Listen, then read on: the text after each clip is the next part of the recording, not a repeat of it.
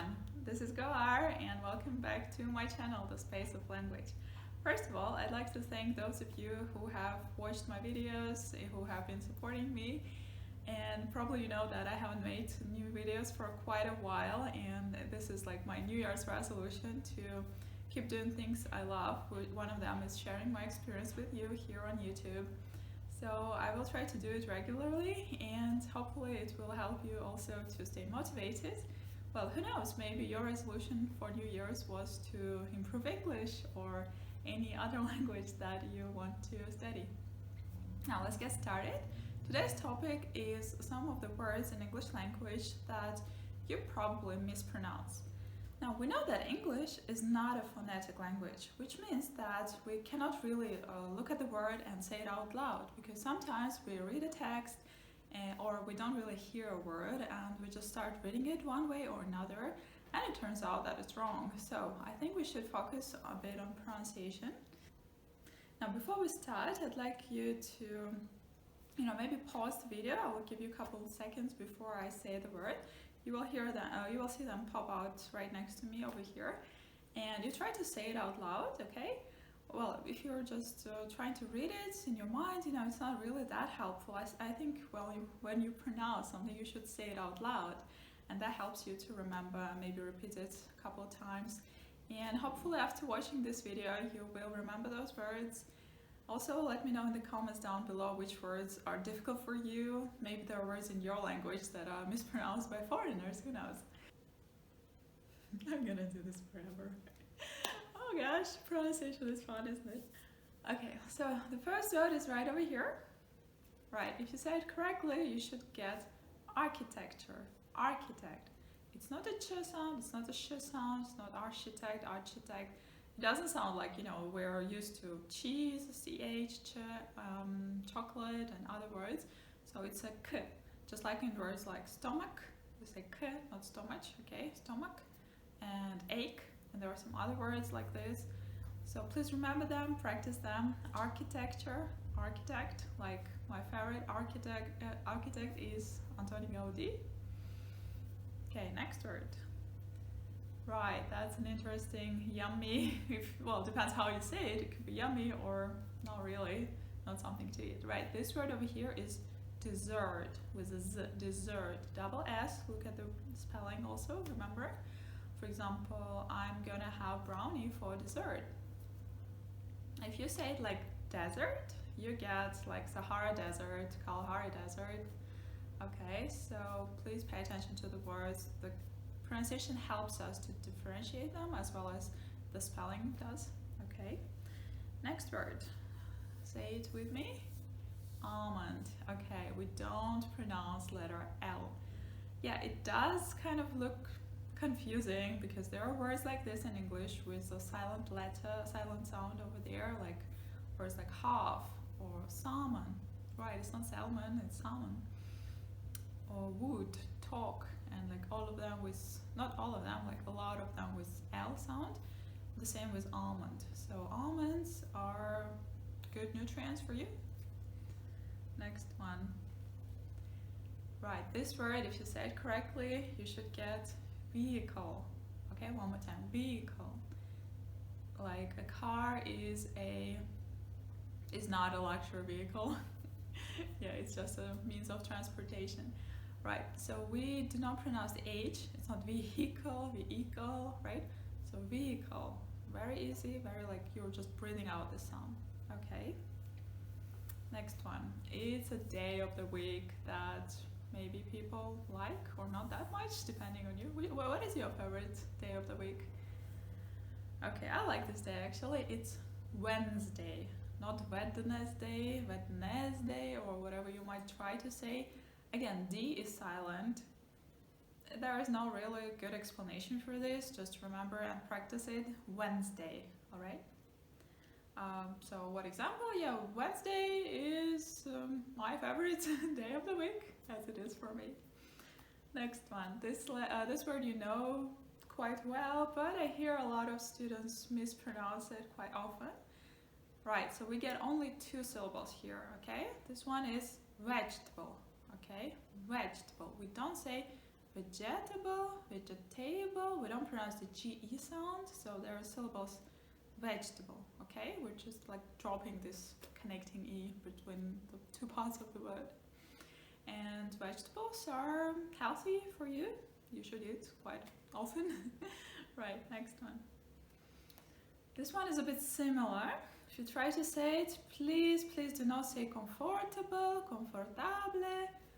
I don't know, any other variants you might have. Okay, it does influence how our native, like how the words in our native language sound. It does influence our pronunciation a lot. Now, I'm not talking about accents. Accents are totally fine.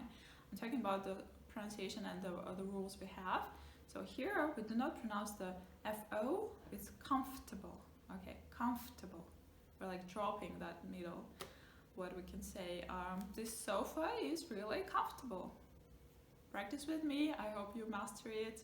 Don't be shy, right? Just take your time and practice as much as you need to. Next word. This one over here, you probably see it in some stories, you know, about movies or theater plays or whatever it can be. Right, it's genre. Okay, we tend to kind of say it's like genre, but it's a foreign word, so we should say it just like it is, genre. Like Western is an amazing genre of movies, films. I really don't think so, but yeah, some people do. Okay, next one. It's a verb, okay, right here. Please do not say accept. It's a mistake I hear quite a lot. I don't know why. It's kind of hard maybe to differentiate the C and C together, but we get accept. So the first part, accept. Like, I accepted the job offer, right? So accept, not accept. Next one. This is something girls love a lot, right? Like all our necklaces, earrings, rings, and many other things. Right, we say jewelry. One more, jewelry. Again, we're kind of dropping that sound, and if you look at the British spelling and you look at the American spelling, the American one helps you more to pronounce it the way it should be pronounced, jewelry. So it's not jewelry, jewelry, or whatever it can be. I'm not talking about the stress that much, I'm talking about the sounds, like how many syllables we have and how we should say these sounds correctly in English. And jewelry, like, girls like buying or getting presents as a jewelry as a present, why not? Next word over here, it's right, it's often. Now, you might argue with me on this one because actually I've seen that and I've heard that from a lot of native speakers from different countries. I heard it in many movies and TV shows. There are two variants of this, right? There's often and there's often, and people are not going to correct you, it will be accepted. But if you do want to sound like more, you know, conservative, academic, then the correct one would be often without T. Again, coming back to the silent letters. For example, I often go swimming in the summer. Okay. Next one. Back to CH sound, right? It's not a chaos, chaos, I don't know, showers, or whatever variants you might have. Guys, please remember, it's chaos. In English, we do say it's chaos.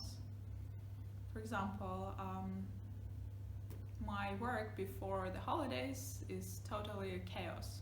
Why not, yeah? I have too much work to do. Chaos. Okay, then this is an abbreviation from Latin, which we hear and see like everywhere totally. And sometimes I see that students do not know how to say it. They would just pronounce, you know, the letters. So basically we say etc. Etc. It is Latin. It's not really English, but we pronounce it like etc. Sounds like etc. For example, I love books and movies and TV shows, etc. Like, and so on, yeah, when you're counting things, when you're naming things, different things, okay?